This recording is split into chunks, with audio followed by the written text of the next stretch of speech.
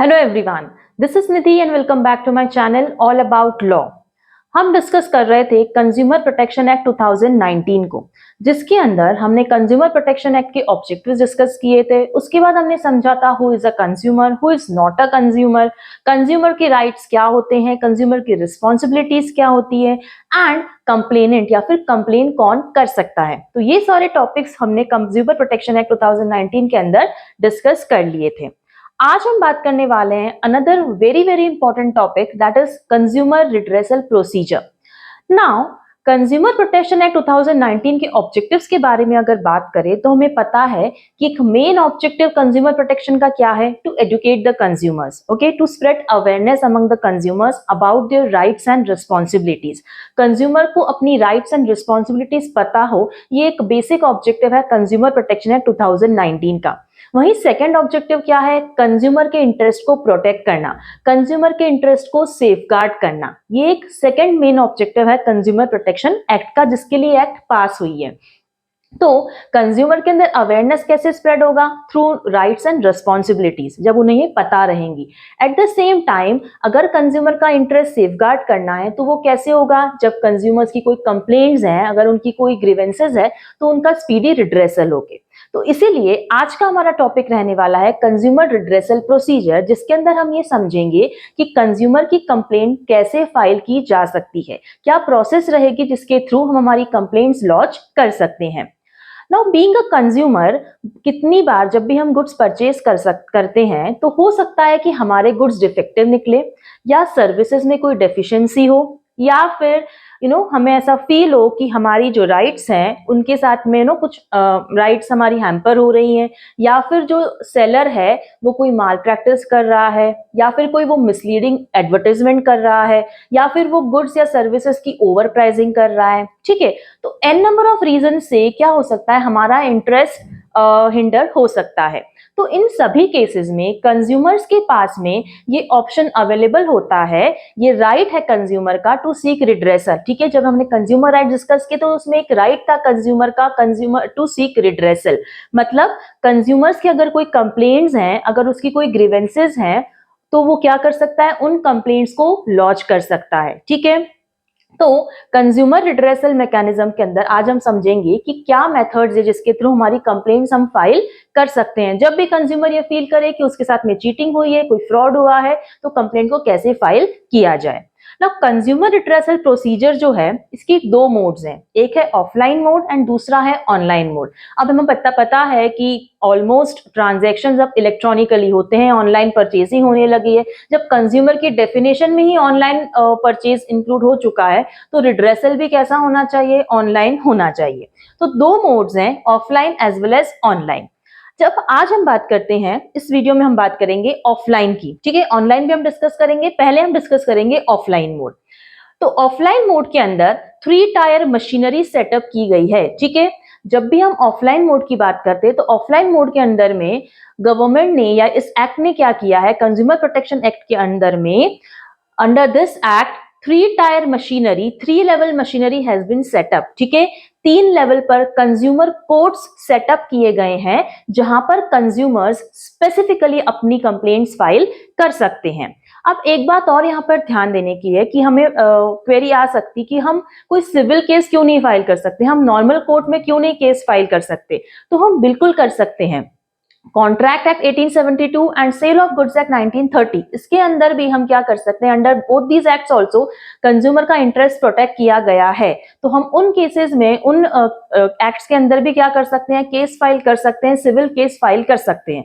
लेकिन वो civil cases क्या हो जाएंगे, बहुत ज्यादा एक्सपेंसिव हो जाएंगे एंड उतना स्पीडी रिकवरी या स्पीडी रिड्रेसल कंज्यूमर को नहीं मिलने वाला है। ठीक है, हमें पता है कि कितनी पेंडेंसी रहती है सिविल केसेस में।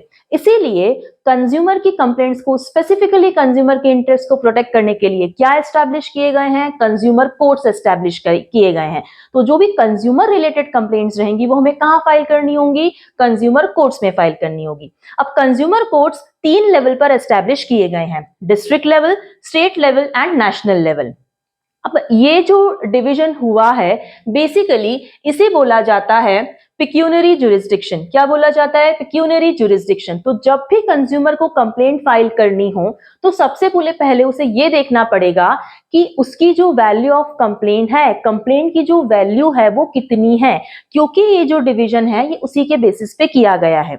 जितनी भी आपकी कंप्लेंट्स रहेंगी जिसके अंदर वैल्यू 20 लाख या 20 लाख से कम होगा, ठीक है, 20 लाख से कम की वैल्यू अगर आपकी कंप्लेंट की है तो आपको कहां फाइल करनी होगी वो कंप्लेंट? डिस्ट्रिक्ट कमीशन में या फिर डिस्ट्रिक्ट फोरम भी बोल सकते हैं।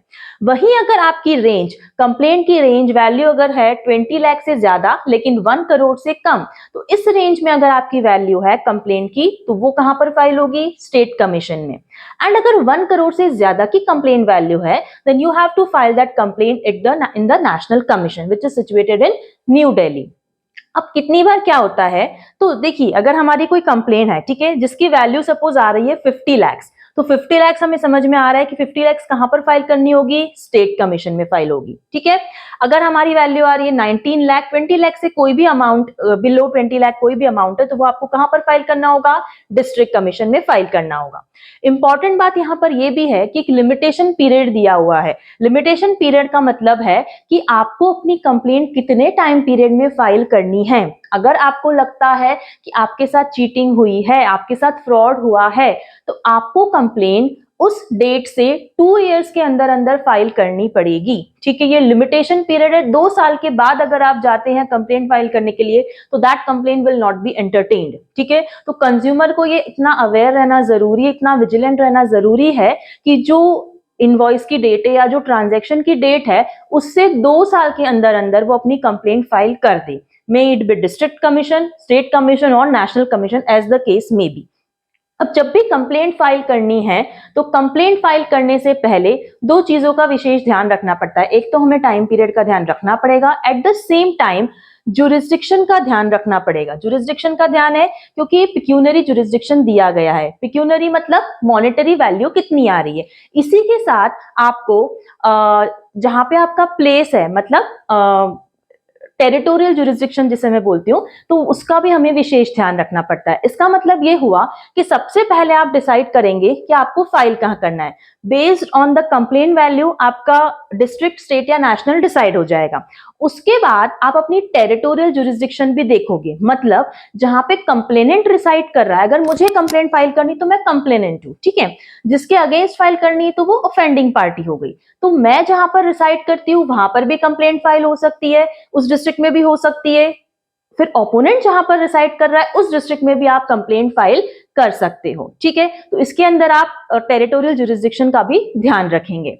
अब कितनी बार क्या होता है कि जब हम कंप्लेंट फाइल करते हैं तो जो डिसीजन आता है, जो ऑर्डर पास होता है, तो अगर कंज्यूमर को लगता है कि वो उसके फेवर में नहीं है या वो सेटिस्फाइड नहीं है उस डिसीजन से, तो वो हायर अथॉरिटी के पास अपील भी कर सकता है। मतलब अगर डिस्ट्रिक्ट कमीशन के ऑर्डर से कंज्यूमर सेटिस्फाइड नहीं है तो वो स्टेट कमीशन में अपील कर सकता है। स्टेट कमीशन के ऑर्डर से सेटिस्फाइड नहीं है तो वो नेशनल कमीशन में अपील कर सकता है। एंड नेशनल कमीशन से भी अगर वो सेटिस्फाइड नहीं है उसके ऑर्डर से तो वो कहां पर फाइल करेगा अपील? सुप्रीम कोर्ट में, जो सुप्रीम अथॉरिटी है, ठीक है। अब जब भी आपको ऑफलाइन मोड में कंप्लेंट फाइल करनी होती है तो जो प्लेंटिफ है, जो कंप्लेनेंट है, जो कंज्यूमर है, उसे एक एप्लीकेशन, जो कि ऑफलाइन मोड में फिजिकल फॉर्म में होगी, वो एक एप्लीकेशन फाइल करनी होगी। उस एप्लीकेशन के साथ आपको रिक्विजिट फीस पे करनी होती है। जो भी रिक्विजिट फीस है उसे आपको पे करना है। उसी के साथ आपको कुछ रिक्वायर्ड अटैचमेंट्स भी करने होते हैं। रिक्वायर्ड अटैचमेंट्स में क्या रहेगा? जैसे प्रूफ में आप क्या लगा सकते हैं? इनवॉइस, कि आपको जब लगता है, आपको ये बताना पड़ेगा कि ट्रांजैक्शन हुआ है एंड किस बेसिस पर आप ये कंप्लेंट लॉन्च करना चाहते हैं। तो इन सारे अटैचमेंट्स के साथ आप एप्लीकेशन क्या करेंगे? फाइल करेंगे। 45 डेज का नॉर्मली टाइम होता है जिसके बीच आपके कंप्लेंट की प्रोसेसिंग की जाती है, ठीक है। उसमें आपका ऑर्डर पास किया जाता है। तो ये जो मेथड थी, ये जो मैकेनिज्म था, ये था ऑफलाइन मैकेनिज्म, जिसके अंदर क्या है? कंज्यूमर कोर्ट्स एस्टैब्लिश किए गए हैं। कंज्यूमर कोर्ट स्पेसिफिकली कंज्यूमर की ग्रीवेंसेस को रिजॉल्व करने के लिए स्पीडी रिजोल्यूशन किया जाएगा, at the same time expensive भी नहीं रहेगा, ठीक है। इसलिए कंज्यूमर कोर्ट्स इस एक्ट के अंदर एस्टैब्लिश किए गए हैं। अगेन मैंने बताया 2 इयर्स का लिमिटेशन पीरियड है जिसके अंदर आपको कंप्लेंट फाइल करनी है। नेक्स्ट हम डिस्कस करेंगे ऑनलाइन मोड, जो कि नेक्स्ट वीडियो में मैं एक्सप्लेन करूंगी, जिसमें हम ऑनलाइन कंप्लेंट कैसे लॉन्च कर सकते हैं उसके बारे में बात करेंगे। आई होप आपको ये वीडियो समझ में आया होगा। In case of any queries please feel free to comment it. Okay, so thank you so much for watching. Have a nice day and we'll meet soon again. Bye.